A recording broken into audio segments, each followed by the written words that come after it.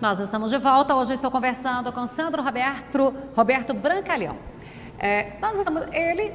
A área dele está em conservação do solo, plantas de cobertura, e acaba que dentro disso a gente fala um tanto. Fertilidade. E aí, quando a gente vem falar dessas plantas de cobertura, vamos colocar assim, no sudoeste goiano, mais comum de se conhecer, vamos dizer assim, o que mais se usaria seriam as crotalárias ou o milheto. Perfeito. Fora isso, a gente estaria utilizando ali tudo que já é mesmo com uma outra finalidade, né? Perfeito. O milho, o sorgo, né? Mas tem também aquele adubo verde, que ela vem com essa finalidade. Dentro dessa linha, a gente tem muitas opções? Sim, a gente tem que definir também uma certa terminologia. No passado, adubo verde, com o advento da Revolução Verde, nós trabalhávamos com essas plantas incorporadas. Através de escarificador, ou mesmo com arado de aiveca, você conseguia incorporar essas plantas.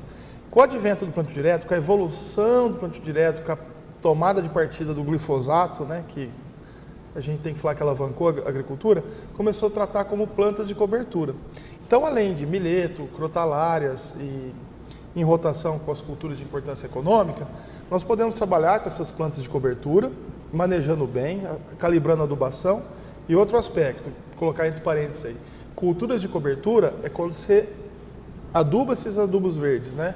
E plantas de cobertura quando você usa sem adubação.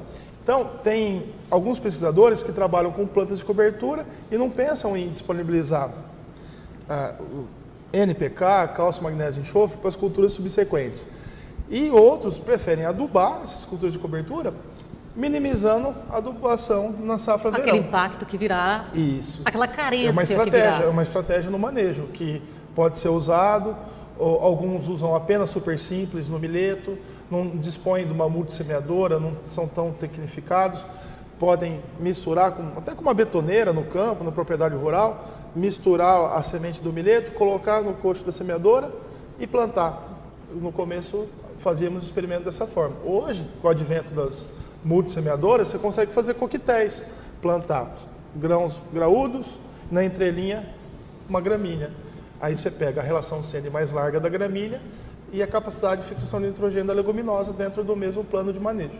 Sandro, e quando vai fazer só aquele plantio para deixar o solo coberto? Ele Máxima vai ficar em cobertura do pousinho, solo. só para deixar a cobertura mesmo. O que seria o mais adequado? É a lanço para fazer um mix de sementes e fazer isso a lanço? Ou seria mesmo ainda usando as multissemeadoras? Bom, a lanço a gente costuma recomendar dobrar a taxa de semeadura. No caso do milheto, por exemplo, se você trabalhar com 30 kg por hectare de semente, eu usaria 50 kg por hectare a lanço. Agora, o que dá mais cobertura e maior percentual de palha, com exceção da cana, que a relação CN é muito larga, em torno de 80, 90 para 1, é o milho. Né? Tem um pesquisador, colega nosso, que brincava dentro do IAC, falava assim, no milho dá para você dar nome até ao sabugo, que fica porque a percentual de palha é maior. É grande. É grande. O milho e a cana, o sorgo também, com o seu efeito alelopático em plantas daninhas, é bastante eficiente. E plantas daninhas? Porque também a gente tem aquela questão... O professor Paulo. Isso aí, o professor Paulo, que é o professor disso. Ah, sim. Bom, então não vamos entrar em plantas daninhas agora. Não, hoje não. Deixamos as plantas daninhas depois para a gente falar de supressão ou sem supressão. Sim. As cortas de viola da vida. Que é problemático até na cana. Depois, ocasião de erradicar as queimadas, começou cana colhida sem espalha-fogo, a corda de viola surgiu. Foi um problema no manejo. Pois é, tudo que faz tem uma consequência, Tem uma consequência, tem um resultado, depois você tem que ter um plano de manejo, né? E muitas usinas que pensam em açúcar orgânico não sabem como manejar direito essa corda de viola, porque não podem usar agroquímicos, né? Tem todo esse aspecto também. E aí tem que ir lá para o sulfato de Chadex. Sulfato de... Exatamente. Muitas vezes tem que, como dizia o caboclo, na unha, né? Literalmente, Literalmente, né? Na unha. E ainda tem muita, porque hoje a gente está tendo aí alguns casos mais novos aí. Agora, tá bom que não seja tão a sua área, mas acaba que a experiência que você tem a campo vem contando para a gente aqui. Perfeito.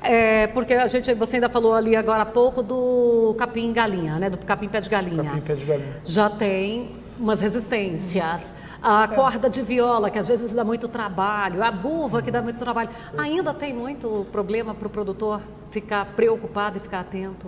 Sim, certamente. Eu só citei o capim-pé de galinha porque ele não tem nenhum sistema radicular exuberante que serve para descompactar solo e nem uma boa cobertura do solo, né? Que ele fica ali entorcerado ali. Entorcerado. Já a braquiária tem uma oferta de carbono boa, né? Você pensa, você citou a buva. A buva, dificilmente a buva aparece muito no meio de uma braquiária. Só que em áreas de soja, ela pode aparecer, porque com o manejo do glifosato, ela criou uma certa resistência, né? E ela, juntamente com o capim fedegoso, né? E em cana, o maior problema é o camalote na nossa região, né? Isso é o nosso especialista lá em Ribeirão Preto. O fedegoso tem que ser extirpado, porque daí eu vou me lembrar de quando a minha mãe pegava um fedegoso para educar a gente. Aquilo não acaba nunca. Não acaba nunca, exatamente. E dentro dessa questão da fertilidade do solo, que daí a gente tem esses solos, como o cerrado, que já é um solo pobre, mas que tem toda uma correção, eu nem diria anual não, porque hoje as correções, o produtor ele ficou tão profissional que ele já vai fazendo isso cíclico, já por cada ciclo. Pensando por cultura, né? Isso. Exatamente. Olha, o cerrado, a gente, observando o escopo da fertilidade do solo do cerrado, nós temos muitas vezes alumínio, fósforo baixo, né? Micronutrientes baixos. E essa correção de acidez, né, depois das curvas de calibração, necessidade de calagem, o importante é fazer uma correção do solo com antecedência, o produtor observar bem o PRNT do calcário, né?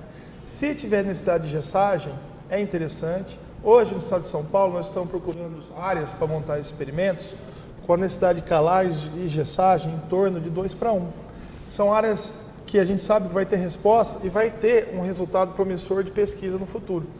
E cana responde também, talvez não tanto quanto o café, a gessagem, mas a gessagem é uma prática importante também na cultura da cana. E aqui na região, né, tem um pouco de canavicultura, a gente tem que pensar em manejar a cana também com sustentabilidade, com o bom uso de corretivos, né? E a cultura de grãos, milho, sorgo, soja. Eu acho que o pessoal trabalha muito bem aqui e eu fiquei contente em conhecer a região de uma forma mais perto. Você falando aqui da gessagem e da calagem. E da calagem. O calcário, a gente já sabe que o produtor ele tem uma intimidade muito grande. Perfeito. O gesso, às vezes, fica com aquela impressão de que ela é desnecessária, o uso da gessagem. Qual é a diferença para o solo? Eu posso, claro que para muita gente, eu estou ensinando o vigário a rezar a missa aqui, mas vamos falar porque eu também sei que tem muita gente e o gesso agrícola ele tem ganhado espaço nas conversas, nos eventos. Qual que é a diferença do gesso com calcário e os benefícios de um e de outro? Perfeito.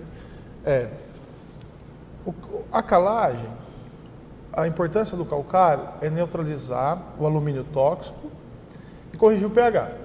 Já a gessagem serve para não corrige pH, só que carreia o alumínio e fornece também enxofre, forma pares iônicos, que pode, juntamente com o calcário, bem administrado, corrigir, além da parte química, as propriedades físico-hídricas do solo, né? A verdadeira função se você puder administrar junto, né, misturar os dois, calcário mais gesso, é difícil a aplicação, fica de bom tamanho. E a gente vê colorações Sim. variando. Sim. Isso aí vai mudar o teor de cada um ali? Por exemplo, às vezes eu vejo um calcário mais escuro, um calcário mais claro. Sim, alguns isso são muda calcinados. o teor dele? Ou é só a rocha que tinha uma coloração modificada? Sim, a rocha já tem uma coloração diferenciada, né? E alguns calcários são calcinados. Alguns são à base de hidróxido de cálcio e outros são óxido de cálcio e óxido de magnésio. O importante nesse manejo da fertilidade é ver combinado com a chuva, de que forma você vai incorporar esse calcário e a janela para o plantio. Não adianta nada você fazer a correção e dar uma janela muito grande até o plantio, nem muito estreita, por exemplo. O que a gente recomenda é gradear, arar e gradear no preparo convencional para incorporar esses corretivos e dar uma janela de 2 meses para dar tempo do calcário reagir e também da gessagem ser bem administrada. Né? E de um modo geral a gente não está mais gradeando? No caso do preparo convencional. No caso do plantio direto, a calagem em superfície é muito bem-vinda, né? E no caso da correção para áreas de plantio de cana, fazer a gessagem antecipadamente. É o que o pessoal tem feito comumente. Nós acompanhando os eventos, especialmente no campo mesmo, Perfeito. O que a gente tem escutado é falar assim, se você não tinha pensado em fazer uma gessagem, comece a rever. E isso falando para o milho. É também Certamente. Algo para ser Para o revisto? milho, para a cana, para o café, para os citros, porque, como eu falei anteriormente, além do ponto de vista de carrear cátions favoráveis para o crescimento radicular, o gesso consegue melhorar as propriedades físico-hídricas do solo. Isso faz com que facilite o óxido de cálcio, óxido de magnésio, reagir com a solução do solo e disponibilizar cálcio e magnésio para a raiz da planta e melhorar o sistema. Bom, gente, assunto não faltaria aqui. Nosso tempo está esgotado. Agradeço. Professor, eu quero agradecer imensamente. Obrigado. A correria e ainda. Professor Timóteo, brigadão. Por esse carinho todo e ter trazido esse grande fera aqui para a gente poder bater esse papo hoje. Obrigada mesmo. Agradeço a entrevista, estamos à disposição do Instituto Agronômico e um prazer estar aqui em Jataí